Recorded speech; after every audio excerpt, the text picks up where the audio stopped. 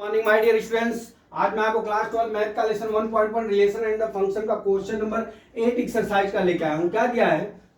So that the relation R in the set 1 2 3 4 5 given by R A B such that mod A minus B is even is an equivalence relation so that all the elements of 1 3 5 are related to each other and all of the elements of 2 4 are related to each other but no elements of 1 3 5 is related to any elements of 2 4। ठीक है, अब इस तरह से आपका सवाल दिया हुआ, तो सबसे पहले हमको तो रिफ्लेक्सिव, सिमेट्रिक्स और ट्रांजिटिव, ये तीनों को हमको पहले इक्विवेलेंस करना है। पहले हम उसको सूत्र लिख के देख लेते हैं इक्विवेलेंस का, ठीक है।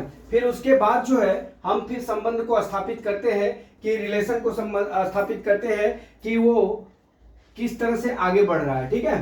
तो पहले रिफ्लेक्सिव करते हैं। रिफ्लेक्सिव में देखिए हमारा क्या दिया है, a बराबर 1 2 3 4 5 दिया है और relation A B such that mod A minus B is even, ये अपने सवाल में दिया हुआ है। तो हम जानते हैं A B A subset A, तो यहां पे क्या हो जाएगा, मॉड ए माइनस ए बराबर 0 इवन, इसलिए A belongs to R, R is the reflexive relation, ठीक है। अब सिमेट्रिक में क्या आता है, A B belongs to R, B belongs to R होता है, तब जाके वहां पे क्या होता है, हमारा सिमेट्रिक रिलेशन होता है। यहां पे देख लीजिए वही है, A B belongs to R हो गया, A mod A minus B is even minus a minus B is even, b minus A is even हो गया। तो अर्थात क्या हुआ, b a belongs to r, a b belongs to r, r is the symmetric relation. समझ गया?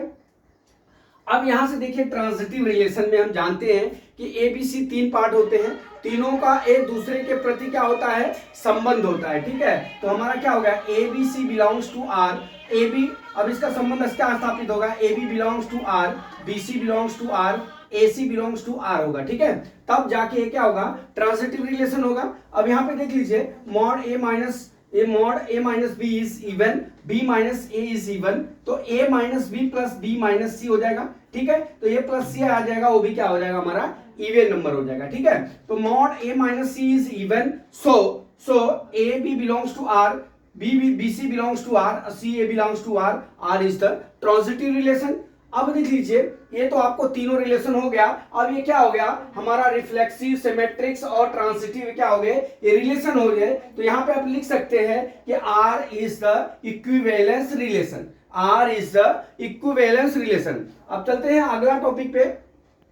हमारा क्या है, B बराबर 1 3 5 दिया है, अब A B belongs to B दिया है, a minus B is always even, ठीक है। अब क्या होगा, इवरी, अब यहाँ पे पॉइंट लिखना है, every elements of B is related to C होगा, ठीक है। तो ये क्या हो जाएगा, 2 minus 4 such that equal to कितना हो जाएगा, यहाँ पे सॉरी, यहाँ पे -2 होगा, ठीक है। यहाँ -2 होगा, 4 माइनस 2 करेंगे तो 2 हो गया। ये क्या हो गया, ये दोनों पॉइंट क्या हमारे इवन हो गए, ठीक है, इवन हो गए। अब ये संबंध स्थापित हो गया। अब दूसरा देखिए, every element C is related to each other, every elements is related to each other, ठीक है।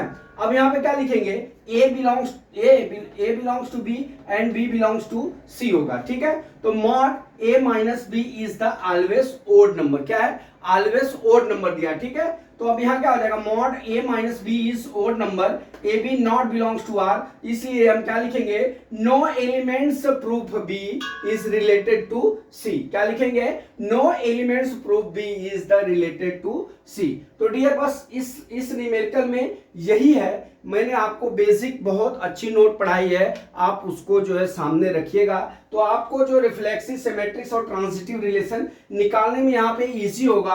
फिर इसके बाद जो है आप इस सवाल को बहुत अच्छे से हल कर लेंगे। और ये पॉइंट है, ये तो आप अपने हिसाब से दिमाग लगा के लिख लेंगे और ये हमारा न्यूमेरिकल सही हो जाएगा। तो एक लाइक करिए, एक शेयर करिए, अगले वीडियो का वेट करिए। जय मां सरस्वती, जय भारत माता, जय जवान, जय किसान।